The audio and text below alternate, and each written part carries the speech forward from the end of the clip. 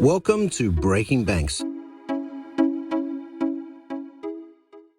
Well, Happy New Year, Amber. Did you make any New Year's resolutions? Happy New Year, JP. I did not. I have never been much of a believer in resolutions. If you're going to do something, I think you do it no matter what time of year it is. But I am very excited to have, kind of that clean slate feeling. Started a new productivity, module. So I'm doing the Ivy Lee method, which is like super simple. Basically, you pick the 6 things that you have to do today and you do them first thing, and there's no excuses, and you just kind of do it and get it done. So day 1, and I've done half of the 6 things first off the bat. So we'll see how that goes and how that progresses. Well, I'm not surprised. That sounds very compatible with your get her done personality. So yeah. I'm sure you'll do What about this the fine. show? What do we have planned this year? Yeah, well, for me personally, I'm kind of like you. I don't do a lot, but like you, I also appreciate the clean slate. So I have some health goals personally for this year, and to do more writing. I really didn't write enough last year, but yeah, as you know, for the show, we've got a lot of interesting things planned for this year. We started an email list, and we're working on revamping the whole website and putting a lot of new features on there. We're going to have the ability to have special content just for subscribers. We've had some people ask, hey, do you have any merch? Can I wear a t-shirt or have a coffee mug or something with the logo on it? And we're looking into those options. So we'll have a lot more to say about that as the year goes on. But I think our resolution for the show for this year is kind of the same it's been really every year, and that is to keep listeners really on the cutting edge of what's happening, what's coming in the future, and what shall I do about it right now. And I think that even though 2021 is rapidly receding in the rearview mirror, today we're going to play the last few interviews that you and I recorded at Money 2020 in Las Vegas in late October. But each one is just as timely today as they ever were. We're going to start with my conversation with Hany Fam from Markaaz. Markaaz is a network of 100 million small businesses, and the network is designed to help them find, monitor, and soon pay partners. And Hany has declared 2022 as the year of small business, and I think he may be right. That's right, JP. And then we're going to jump into my interview with the CEO of Spring Labs, John Sun. John was just a joy to talk to. He's such a bright person, and he's got some really heavy hitters on his board and his team there at Spring Labs. And they're really working on helping institutions share really sensitive data and exchange that using decentralization. So definitely very cutting edge work that they're doing there. Well, and finally, I talk with Itamar Jobani from PayEm about how they're helping businesses manage payments and spend. And I think that's another area we're going to talk a lot about this year. Small businesses are really beginning to kind of buckle under this vast array of ways to move money in and out and pay customers and get paid, or pay vendors and get paid by customers and so on. And I think, not only are the fintechs looking at more solutions on the small business side, but banks are really starting to pay a lot of attention to this, as Hany said, right, the year of small business. So we're going to have a lot of these topics, I think, coming up beyond today. So we'll get on to today's show, but Happy New Year from Amber and me, Jason, Brett, and the whole Breaking Banks team. Yeah, and we're going to get on that merch with my face on your coffee mug ASAP. So be on the lookout for that. I got my order in. I'm now with Hany Fam from Markaaz. Hany, you've had an announcement recently from MasterCard. I want to talk about that. But before that, tell us about Markaaz. What is the company and what does it do? So great being here, JP. Markaaz, we created Markaaz as sort of our second act. We did something previously. We created a platform called Track years ago, which was the world's first global trading platform connecting every supplier and buyer on the planet. And we built that platform to address 2 fundamental pain points that businesses had that were completely unaddressed by all the players in the market, and that is, where's my money and where's my stuff? Sounds ridiculously simple, but unaddressed. So we created Track to deal with that, and we pre-populated a directory within Track of 286 million suppliers and buyers. A a couple of years ago, we started to think about the small business component of that market. We're big fans of two fundamental problems, as you can see. So we don't like building, if you build it, they will come stuff. So for small businesses, we found there were two fundamental problems that they were dealing with. Number one is they were drowning in point-to-point solutions. On average, small businesses are subscribed to about 25 different products and services to run their business. And if you look at any small business's computer along the top, you'll see all those tabs open. Right. And they're telling us they use less than 10% of the feature functionality of that. That was one problem. The second one is that they were spending about 17 days a year, and that number has actually gone up mid-COVID, verifying and re-verifying themselves for anything they need, whether it's a cash flow loan, a PPP loan, a new commercial lease, whatever it is. And that's been exacerbated by two things. Amid COVID, and we've done a lot of research and we've spoken to a lot of small businesses, you can imagine. Mid-COVID, nearly 60% of suppliers have gone out of business. And the last one to often find out is the person paying up front for their goods and services. We were drowning in stories of small businesses telling us, I paid this guy $5,000 to fix my air conditioning, or I paid for these products and they never turned up, the phone got disconnected, etc. If you want to put a number on that in terms of structural inefficiency in the market, just that verification process, that's about $1.7 trillion a year. So at the base level, kind of an Angie's List for small businesses, right? But you're going beyond that. It's not just that. It's a little bit more than that. Today, so we have two sides of the company. We have what we call Markaaz for small business, where a small business can come directly to us and invite people they're doing business to come directly to Markaaz. And the reason for that is today we are the world's only platform that pre-verifies everyone on it. So unlike Angie's List, unlike LinkedIn, unlike Google My Business, unlike all those things which basically don't do any verification, we verify everything on our platform. And we have more data about businesses than anyone else on the planet. And by the way, that's every business, not just small and big. So in the United States, for instance, we have 100% coverage. Our directory currently has 119 million entries in it. And by the end of this year, we'll have every business on planet Earth covered. So that's one thing. And that's important because of the risk of doing business with a bad actor, et cetera, et cetera. The second thing we do is monitoring, which doesn't exist today. No one monitors who they're doing business with, whether it's banks with their customers, small businesses with their suppliers. No one does monitoring because it's really hard. It's historically been very manual, very labor intensive, and the access to data has been very fragmented. We do that in real time on a consented basis between any two parties. So I might say, hey, JP, I want to monitor your cash flow. Or you say, hey, Hany, I want to monitor your usage of utilities, or whatever it is. And we will administer that between two parties on a completely permission basis as they agreed. We won't get in the middle of what they want to monitor, but we'll facilitate it. That's real important. In addition to that, last but not least, is we've got a radical take on payments that's changing the game completely. And they're things that have existed in pockets in the past. For the first time ever, we've put them together in a way that fundamentally addresses the cash flow needs of small business. And we're happy to talk about that and get into that. That's on the small business side. On the other side, on the enterprise side, it's an efficiency play in a very material way. So today, most big businesses that we speak to say, it's too hard for me to deal with small business. It's too hard to monitor them. It's too hard to follow them. It's too hard to verify them because many of them are new. In fact, as you know, we had the highest number of EIN registrations mid-COVID. So we actually go in and provide what we call Markaaz as a service, which is a single API interface for the enterprise, whether you're a bank, an insurance company, or a big corporate, so that you can do business with a small business in exactly the same way as you might with a big company. So how many APIs do you have?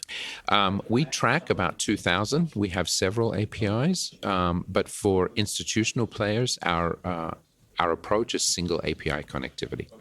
Does that include banks? Yes, it does.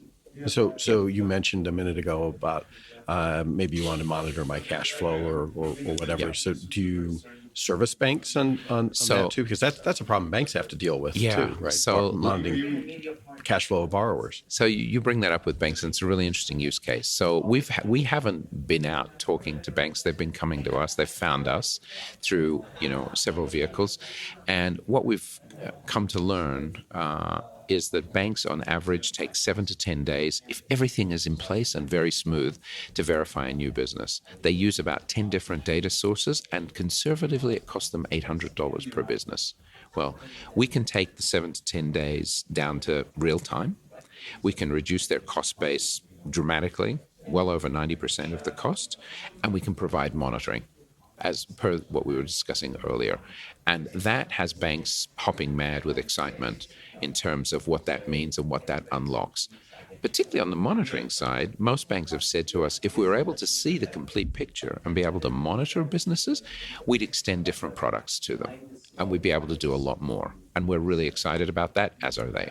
Right. Many times they're limited to, collecting paper financials on After a the fact. quarterly or annual basis. Yeah. Right. Actually, you just bring up something really interesting, JP, on the collecting. So most organizations ask people for all sorts of stuff. You've done it yourself. We've all done it as individuals. For small businesses, it's even more burdensome. To apply for anything, give me your last tax return, give me your EIN, give me your articles of incorporation, give me this. There's quite a long list. One of the things that exists in Markaaz, which we're so excited about, is basically 2 hyper-secure vaults. One is all your public data, which today contains well over 200 records per business, which is, by the way, double what DMB has or any of the other bureaus. And on the other hand is a private vault, which nobody has. And the idea with the private vault is you load these artifacts or these things that you're most commonly asked for. We verify them for you, and then you only have to do it once. So the next time you're asked for any of these things, you literally instruct us to push those to who you want to pass those to. That addresses that 17-day inefficiency about verification and re-verification for business. Now, in order to be able to receive those, they need to sign up on the platform to be able to access that. Well, so it's interesting. So Markaaz is a little different because you don't actually sign up to Markaaz. You come and claim your record. So we've got everyone on the platform, including big banks like JP Morgan Chase, down to the tiniest little business on there. So you literally come in, claim your record. It takes 3 to 5 minutes to claim your record, and then you're in. So at that point, we finish your verification, make sure you are the authorized person to claim that business. So we do what's called KYB and beneficial ownership checks, know your business and beneficial ownership. These are regulatory things. We've also pre-verified and pre-vetted all your regulatory stuff, like you're not a money launderer, you're not a drug dealer, you're not on a sanctions list somewhere. We do all of that. And we're the only company on the planet that actually does that proactively. So once we finish your verification, you're in. And then exactly as you said, now we can get into a trust relationship with each other, agree what we want to monitor, and then pay each other in the most effective and efficient way. So do you facilitate the payments too? You have payment rails as part of the platform? We are partnering with a number of players. You mentioned earlier our partnership with MasterCard, who have literally opened up the entire spectrum of all the rails, all their alternative payment flows. And we are connecting with a number of other players as we move forward to basically facilitate a few things. And I'll give you the high level of this and you'll understand. So our goal with core payments is to drive the cost to zero. I know that's a pretty radical statement, but that's where we're going. And we've been very open and very transparent about that. We're establishing a layer, what we call a staged account, which allows businesses to bring together all their sources of funding. Banks included have this fanciful idea that businesses have all their sources of funds in one place neatly. It just never happens like that. So they use air miles to buy plane tickets as they travel. They use personal loyalty accounts. They use personal credit cards. They borrow money from auntie or uncle. They do all sorts of stuff to stay in business. And there is nowhere today for them to bring all those sources of value into one staging place so that you can have a complete picture of what your buying power, your complete cash flow looks like. We're addressing that as step one. The second thing we're going to do is provide a real-time payment guarantee between counterparties. So we address that issue of pay me up front to fix your stuff or to provide you product. Wait a minute, I thought the blockchain was going to fix all of that. Well, blockchain hasn't done that. And this is not a blockchain play, by the way. We can accommodate blockchain, but this is not a blockchain play. Yeah, I see you smiling and you're right to smile. It was going to cure cancer and do everything else. Right. It hasn't really done that yet. So Not yet. We're coming Maybe at someday. that. Maybe someday. We're coming at that very practically. So we'll offer a payment guarantee. And then from there, we'll do a couple of things. But where we're ultimately getting to, JP, on payments is we want to provide a real-time auction model for transaction level factoring and financing. What do I mean by that? So I have a $1,000 bill that because of an order I've placed with you, and I want somebody to finance it. It might not be my house bank. It might be somebody else. So I put it out to bid. like LendingTree. When LendingTree started, shop who wants to provide you with the best rates and the best possible terms. And the same on factoring. We're on 90-day payment terms, but you want to be paid now because you've got other bills or whatever. And you put that transaction out to bid and say, who wants to factor this transaction or pay me now for a receivable that I'm due in 90 days' time? And that is really powerful, and that starts to really unlock some really fundamental cash flow needs with small business. We talked about your partnership with MasterCard. They're also an investor? They are indeed, yep. So tell us kind of the profile of the company. What stage are you? Where are you at? What kind of traction? So, you obviously massive amount of data. And kind of where are you in the growth stage? So we're coming out of a 2-year build phase. We wanted to make sure a lot of this stuff was in place. We're live now, by the way. Platform's live. You can go and claim your business now. You can go and start monitoring who you're doing business with or find new suppliers, etc. We have 3 mechanisms by which people will come to Markaaz. Mechanism 1, and we've already mentioned a couple of big names around that, is your bank or somebody you're doing business with will introduce you. Say, hey, JP, I've claimed your record of Markaaz. Here's your initial login. Go have at it. It's a really good thing for you to have. That we're hearing a lot of in the markets. That's method 1. That'll get us the fastest ramp and the fastest growth because these are big numbers we're talking about. And what enterprise players, including banks, have said is, I'll give you my forward flow of verifications, but if you give me monitoring, I'll give you my back book. That's a big deal. So we're talking about millions and millions and millions of clients being bulk onboarded by financial institutions, insurance companies, and telcos. That's channel 1. Channel 2 is our own direct channel, which people ask me, why are you doing that? That's really expensive. And we're doing that to stay close to the customer. We're doing that to build our own brand and to build our own connection with the customer. You'll see in a minute all these things connect together. And the third model, which is our measure of success, is what we call Meet Me on Markaaz. So I like it enough. I like it so much, and I invite you, my counterparty, my supplier or buyer or whatever, to connect with me on Markaaz. Let's trade there. That's our measure of success. And, based on that, right now the company is on an accelerated roadmap to an IPO within the next 24 months. Well, it seems like you've built quite a powerful platform from what you've described. What's next on the roadmap? It's a great question. So before the end of this year, we'll have available an all-in-one dashboard for small business, and we'll have a number of big end-of-town enterprise players connected on the platform. That's by the end of this year. The full payment roadmap will be in place Q1 next year. End to end, what I described to you. And then from there, for the rest of next year, we'll be in a scale play. And then towards the end of next year, we'll start to do something interesting with the Vault that I spoke about, where we'll start to get sector-specific artifacts. So you're a dentist, you need a HIPAA compliance certificate in your Vault, and we'll nudge you to make sure those things are in your Vault. Many of the big enterprise players have asked us, and we're uniquely placed to do this, by the way, across the world. Here is my approval criteria for A, B, or C, selecting a new vendor or, extending credit or whatever it is. Can you make sure these things are in place before someone clicks on my site?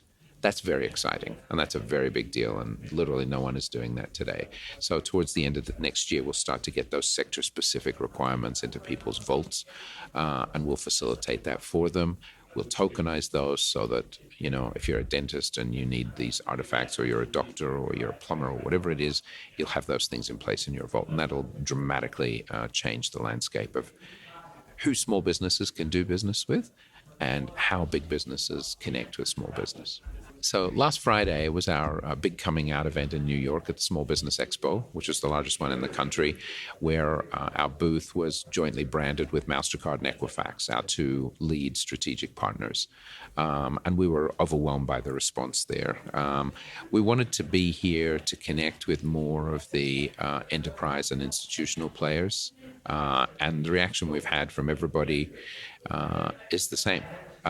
You are doing something that the market has needed for a very long time and hasn't had, and you are further along with that than we've ever seen from anybody else. So that was one objective. The second objective was a number of, when you start a company like this, you speak to investment players, all over the place. You'll speak to anyone who'll speak to you. And we did all that. And to be honest with you, we actually didn't really like anyone we spoke to.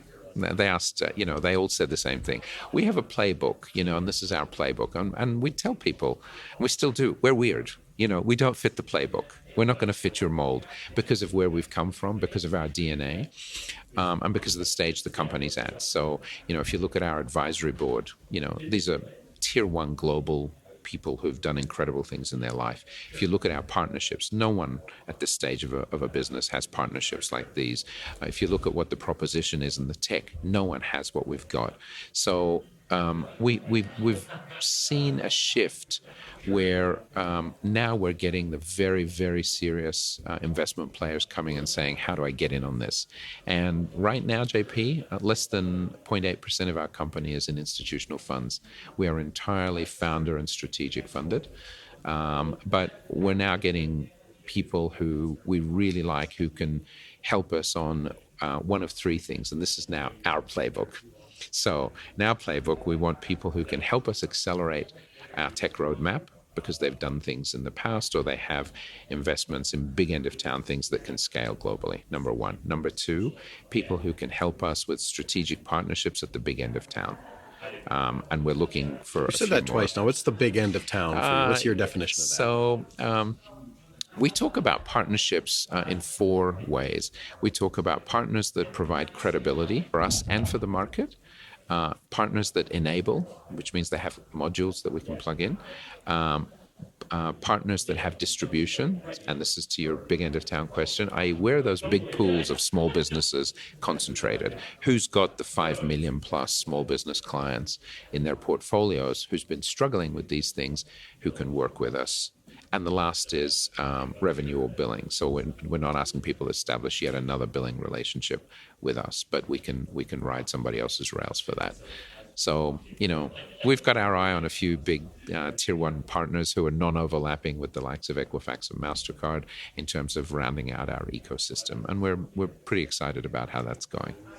Well, that's exciting. You've already said a lot, but is there anything you wanted to talk about I didn't think to ask? This is a global phenomenon. We spent a lot of 2019 traveling the world and seeing these pain points firsthand. We commissioned so much research pre-COVID. We did 4 waves of mid-COVID research, and it was just a resounding response to this. Everyone said, how come no one's done this before? Why hasn't this ever existed before? And our answer is simple, and globally. And our answer is simple. 1, we've done it before. 2, this is really hard to do. 3, you have to kind of know how to connect the pieces up. It's not just about launching a new payment thing or a new verification thing or something else. Putting the pieces together in a virtuous flow and addressing both ends of the market, everything from small business to enterprise, is really hard. And most big enterprise companies, this doesn't fit their model of what they build, because they're either advertising led or they've got some other model. We're not advertising led at all, and we're not advertising funded at all. This is meant to be the single source of truth globally for the way businesses connect with each other. And we can say that credibly because we've actually done it once before. Well, thanks for being here. How can people find out more about Markaaz? www.markaaz.com. Come meet us. Markaaz, right? Two A's. Right? Yeah. Markaaz. Yeah, exactly. .com. Pleasure being here, JP. Thank you. Thanks.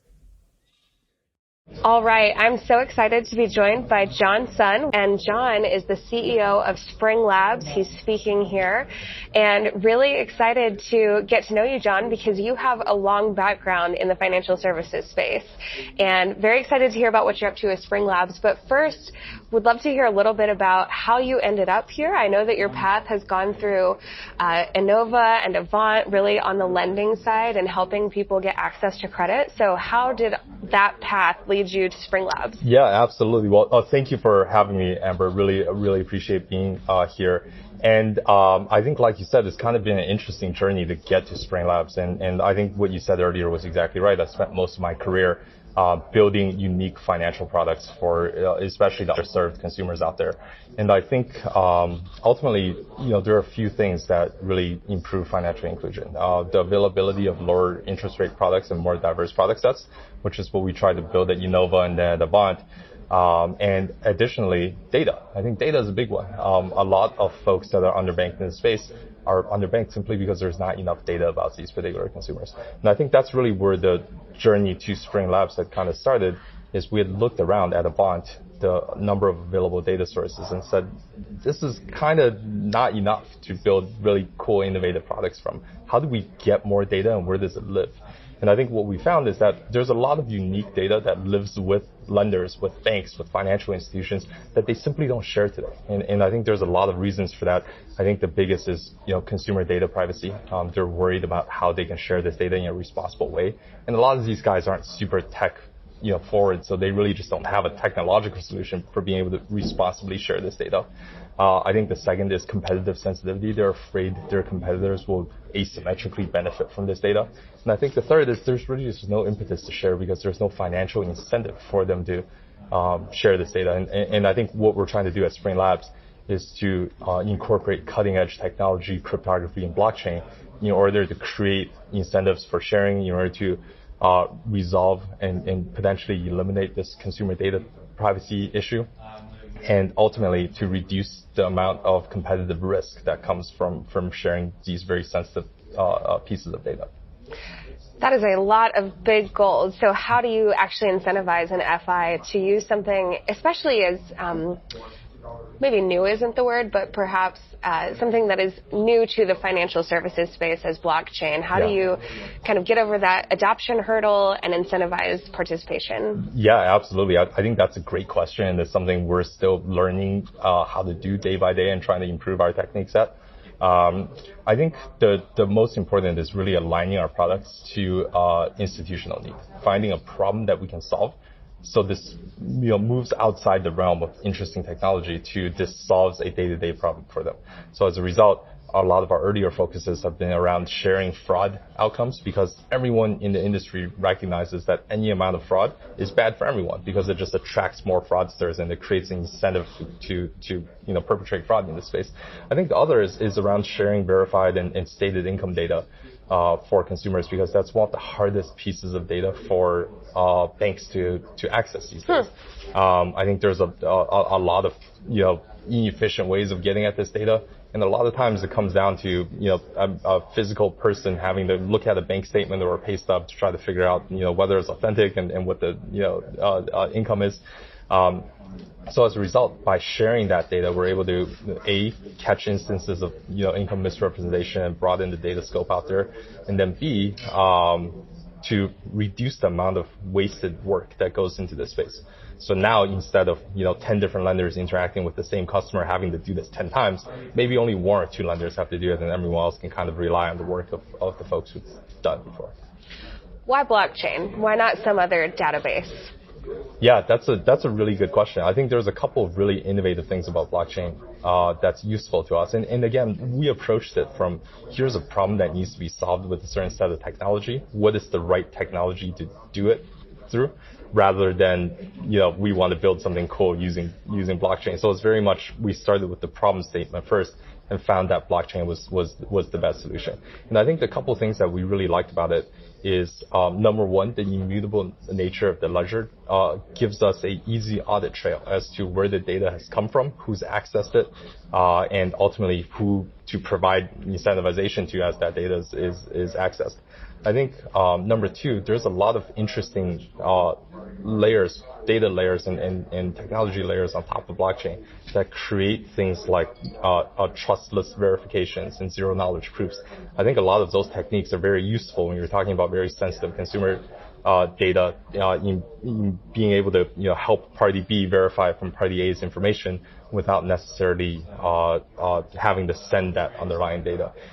In fact, a lot of our cryptographic techniques are adapted from similar things used in other privacy chains.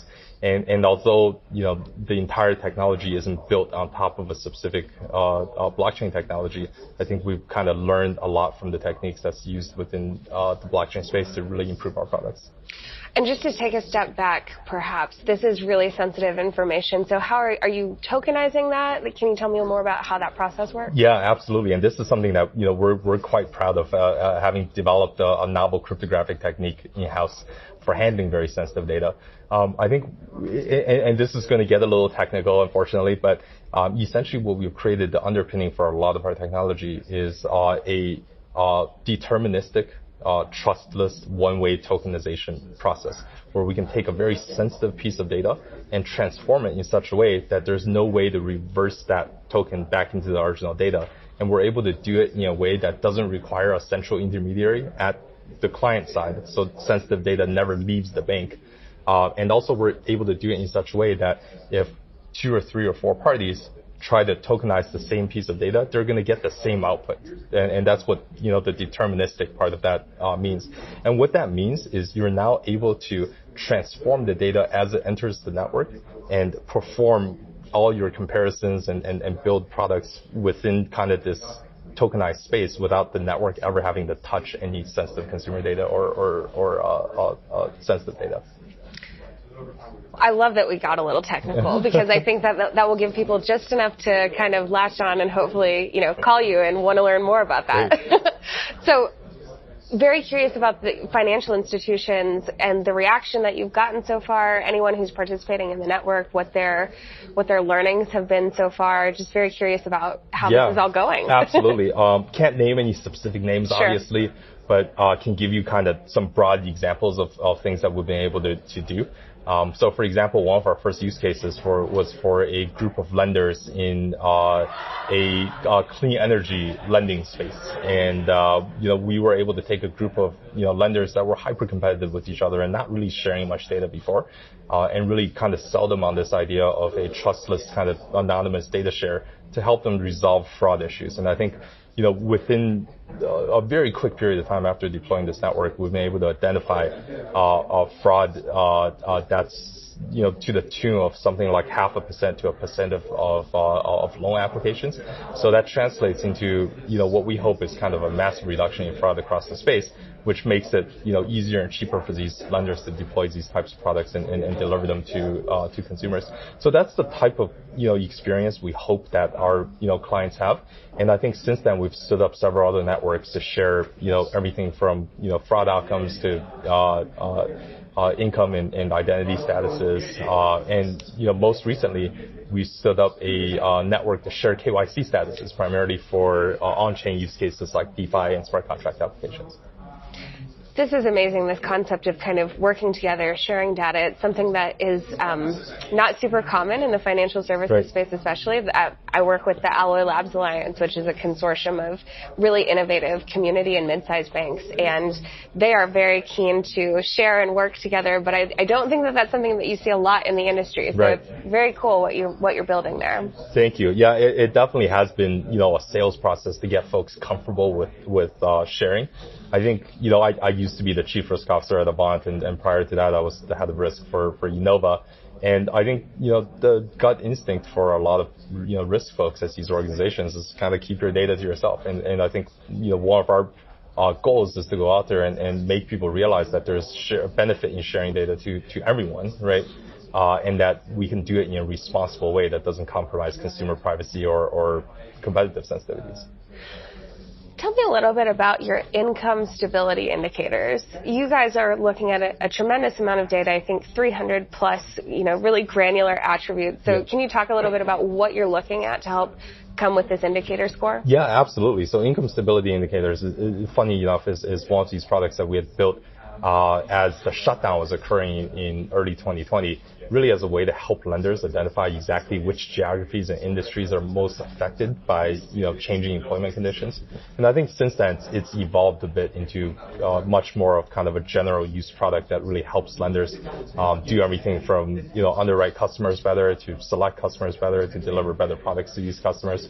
But the gist of the income stability product is today most income is backwards looking, as in you verify someone's income. What you're actually doing is see if they have gotten paid in the last month and how much they've gotten paid for. It's inherently a backwards looking exercise.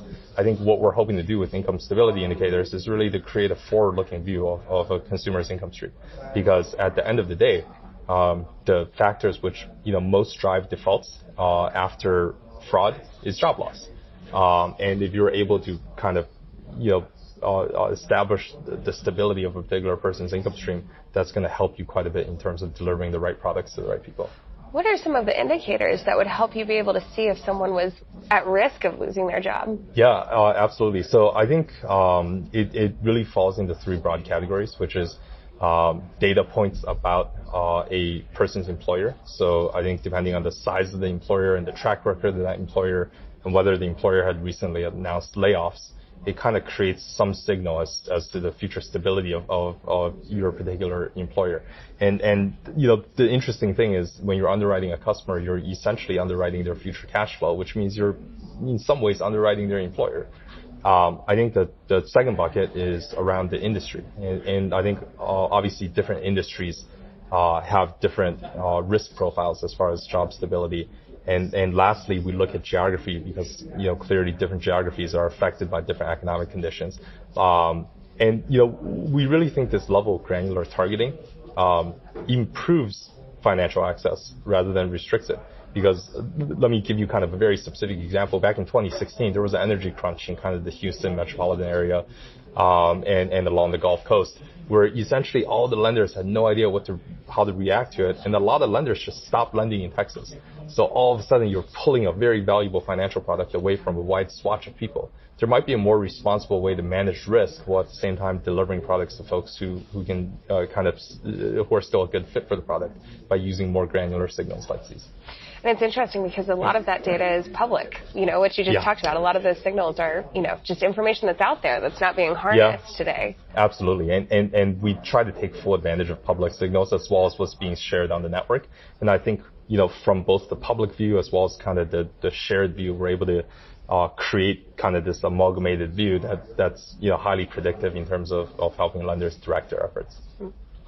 What's been the reaction to your solution of several solutions that you have of some of the regulators? What have those conversations been like? Yeah, I think really good question. I mean, we've had some deep discussions with our external counsel on kind of a regulatory structure for delivering these products. And I think, the short of it is we try to take a very conservative regulatory approach. And what that means is really, having conversations with our partners and our clients to figure out what their regulatory stance is and really building products to kind of fit those particular regulatory stances. Let me give you an example. So for example, on a lot of our data exchanges, the data is shared under GLBA, essentially. So for fraud use cases, verifications use cases, instead of under FCRA, which is the Fair Credit Reporting Act, not because we don't think we can share under FCRA. We actually think there are specific FCRA exemptions that allows us to share, but those exemptions are largely untested, and as a result, in the interest of conservatism, we really lean towards creating use cases that are more readily acceptable to the lenders and kind of community at large. Great. Your talk was on whether TradFi, I'm assuming that's traditional finance, can help DeFi, decentralized finance, become mainstream. What was your main thesis? I think DeFi has been just a very point of personal interest, I guess, for me as well as for the company.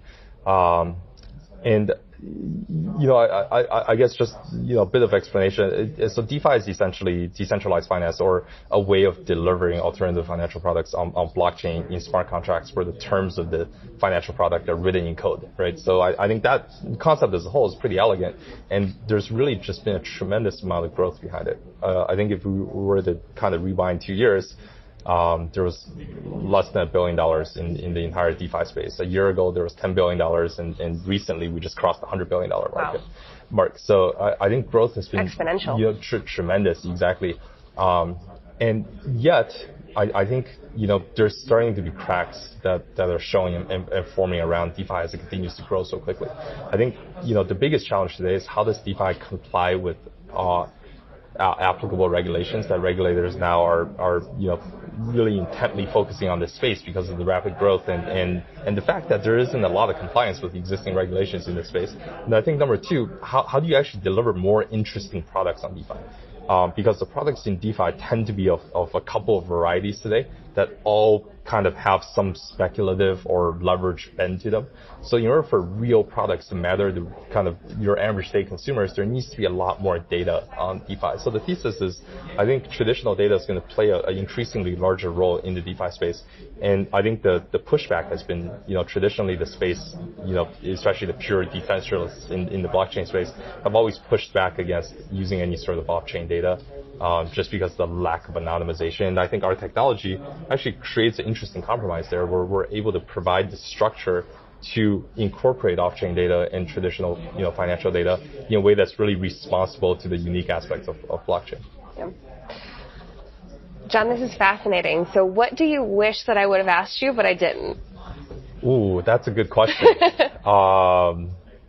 I think, you asked a lot of really good questions. I think we kind of covered, most of the things that I would have loved to talk about. I think would have loved to spend a couple more minutes on the DeFi thing, but as a whole. No, that's great. Let's do that. So DeFi, I'm very curious too, what do you say to your financial institution partners about DeFi? Because essentially decentralized means no intermediaries. Yeah, what's been fascinating and amazing to me is how forward-leaning some of the largest financial institutions have been when it came to DeFi.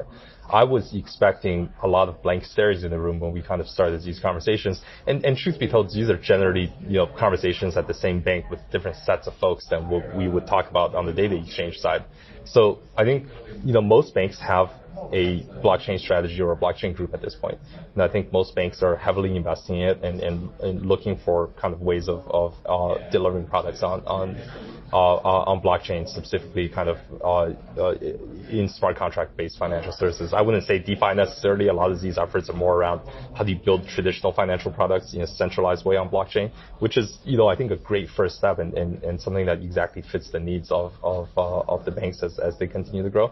So I think that's the first thing that's really been impressive to me is how forward-leaning these banks are. I think the second thing is, I think, this particular change in the space, banks are recognizing is something that's likely to be very disruptive to their business. So I think they've developed very innovative approaches of continuing to capture value in kind of this new environment. Because at the end of the day, banks aren't going away anytime soon. Your average consumer isn't going to interact directly with DeFi anytime soon. I think it's going to be through on-ramps and off-ramps, of which, banks have an opportunity to play a substantial role in. Love it. John, where can people find you? So you should come to our website, springlabs.com. I think we have a lot of details around the protocol there and a lot of information on kind of new products that we're working on and new markets that we're entering. And would love to kind of get in touch. Shoot us an email at info@springlabs.com or come to our website and check it out. Perfect. Thank you so much for having me. Really appreciate it. Yes. Now I'm with Itamar Jobani from PayEm, which is a global spend management platform. Tell us about PayEm and spend management and what you're doing in that space. Sure. So first, JP, thank you for having me. PayEm is, like you said, a global spend management platform. We help companies that usually have a few hundred to a few thousand employees deal with their spend. And that means things like cloud services that they buy, subscription, media, and so on. So we walk the process from the very beginning of the employee expressing what they want to buy and then doing the payment itself and the reconciliation of that process in the ERP systems. Well, we've been looking at lots of things kind of outside of the traditional, gathering deposits and making loans part here. And so we've been looking a lot at payments and looking a lot at business payments and business operations. I mean, what are the pain points that you're seeing in that spot? We have credit cards, we can go out and charge those, but it gets more complicated that when you're talking about small and mid-sized businesses. What are the pain points you're addressing at PayEm? Exactly. So I think the problem, so-called, of payments, of moving the money from place to place, that is kind of solved. But when you're looking at an organization that have a lot of different processes around those payments, I think that's where it really gets tricky. So we're walking the process, again, through the approval flow. The example needs to be happening on a specific transaction. And then we are making sure that the payment is getting to the right place and collecting all the accounting context for it on the way. So if that make sense. Again, like credit cards are great, but if we looked at the company that was dealing with credit card, let's say 2 years ago, they might have way less volumes than what they're seeing right now, and it could be handled with one credit card in a company. I think in today's ecosystem, you need a better solution for that. Well, to your point, it's not actually moving the money from point A to point B. It's all the things that have to happen internally, either before or after the payment, right? Exactly. Yeah. Are there certain industries that you're focused on, or certain segments? So we usually work with tech companies. I think a lot of the solutions that were built in the procurement space were focusing on manufacturing services or manufacturing companies, where you have a different set of problems for a company that's scaling up really quickly, and they're scaling up in a global manner. That means that they're opening new territories in new places every day, and they are more focused on the challenges of managing the approval flows internally rather than the sourcing issues and managing the negotiation with their suppliers and inventory and so on. So this is where we're focusing on, really. Talk a little bit more. Let's go a level deeper internally. What are some of those layers? What does that look like, and how does PayEm address some of those pain points? So I think maybe we can talk about what was the process before PayEm, and then how we're trying to optimize that. So one of the customers that we're serving, it's a publicly traded company. Again, they have a few thousands of employees spread across different continents. If somebody would want to buy something, let's say they want to buy a course online to learn a new technology, they would have to call the procurement manager and say, hey, I want to buy this. And he would basically interview them to understand what sort of budget item it will fall under, and he will open a PO in the ERP system to do that. And then after the PO was approved, which could take a few weeks actually, because nobody would notice that there is a PO pending in the platform. Once it was approved, he would take the credit card out of his drawer and pay, and go online and pay for that merchant and buy the class for that employee. Now, that transaction would come to accounting with a few hundreds of transactions, and accounting will need to start understanding what happened there. So, even the name of the merchant on the statement could be different than the name of the provider as they know them. So they would call the procurement manager, ask them if they know who that is and who bought it, and if there is a PO for it, and then they will be able to reconcile it. Now, if you scale that up to thousands of transactions, that is a huge bottleneck in the organization, and that employee will get their class 4 weeks after, basically. Now, the card issuers would just say, "Oh, we can solve that. Each employee ought to have their own card and their own expense line." Right?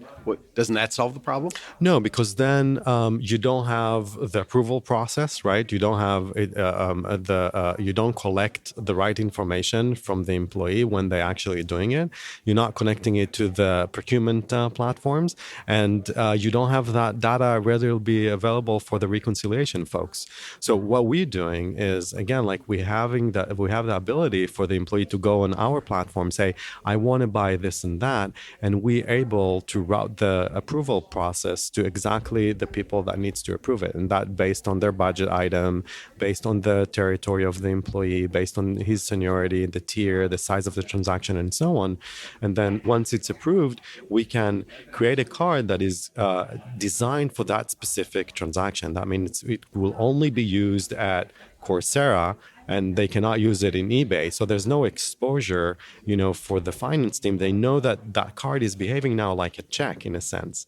The beauty of it is that once accounting get those transactions, they already have the full accounting context for it. They know the PO, they know the budget item. They don't need to do anything besides making sure that everything is correct, and then they can push it into the ERP in a matter of seconds.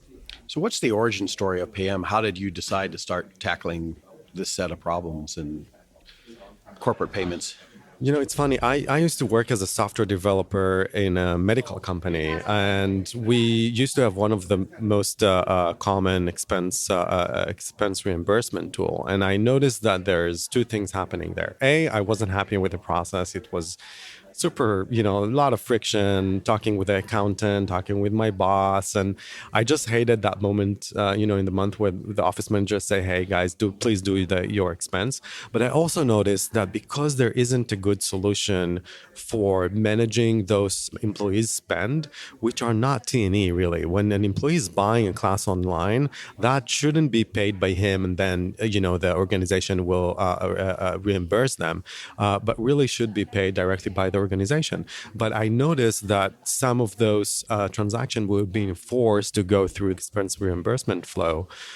So we decided to sort of look for a different, it's funny, I was part of back then at a group or a team called, the wellness team, that we were looking at how to improve the employee experience. And I said, I'm going to find us a better tool. And I couldn't find us any great solution or the ultimate solution that I was seeking for. And I decided that I'm going to try and build it myself.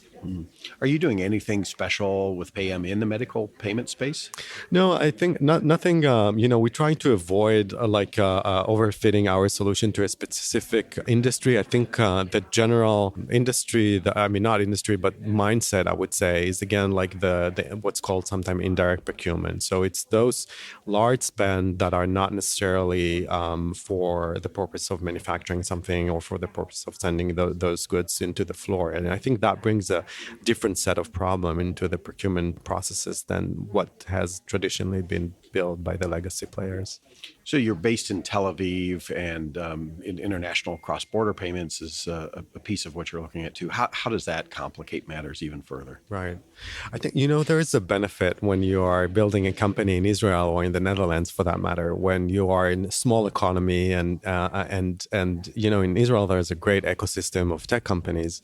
Just about every company is international, right? Right. And exactly. And every company is international. And I think, particularly if you look at the mid-market or the upper mid-market, which is where our focus is in, those companies tend to, it's different. They have a different set of problem than, a chain of pizzeria that are, either in Germany or in the States. So they usually tend to have a global operation. And they are looking, on the one hand, to have the same processes across the whole organization. But on the other hand, they need the autonomy of each entity. And this is exactly what we're providing them. So, the employee, the R&D employee in Poland, for example, can send a request that then will go to his managers in Germany or in the States. And eventually the card will be issued by the finance team that sits in Canada, for example. So it's very important that the organization is operating as a whole here. But then, the entity that will be billed is the legal entity of that particular group in Poland, for example. So from the accounting perspective, each company or each entity is operating completely as a whole. They're getting billed separately. They're paying from their own bank account. But the organization have that ubiquity when it comes to the processes and how they're managing their ERP flows and the financial flow. One of the recurring themes we've been talking about here, the companies we've been talking to and the things that we've been looking at are based more on the commercial side of things or kind of beyond retail banking. And it seems like we're, a few steps behind where consumer fintech is today. What's your vision of, how far into the game are we today, and what are the next couple of innings look like? I think there is a huge potential focusing on really the commercial aspect of the financial services. And again, I said that a little bit early in the beginning, like we're not really focusing on payments problem, but I think what's challenging is to understand the full context of the payment rather than the actual mechanics of moving the money. That is more of like a solved solution.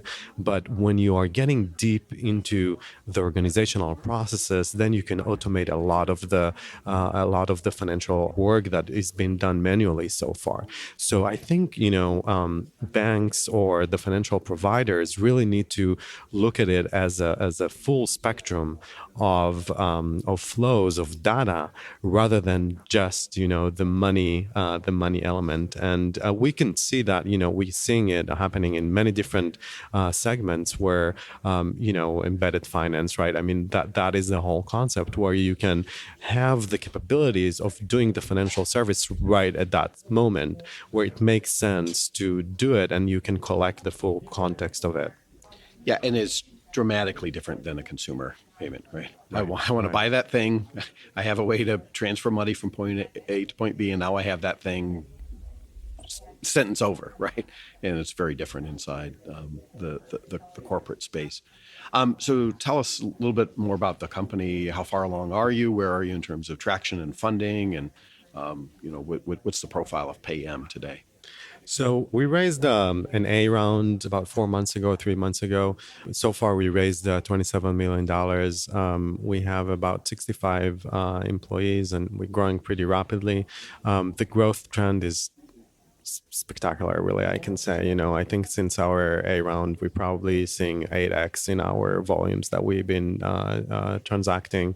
We're serving a few hundreds of companies, and right now we're really focusing on building, more robust product offering and basically expanding our team as quickly as we can. What's next on the product roadmap? Really, we're focusing on having better support on the cross-border payment and our territorial coverage. So we recently have launched our AP solution. So we're now able to not only deal with credit card transaction, but also with wire, ACH, and cross-border. So we have capabilities of sending money to over 200 different countries.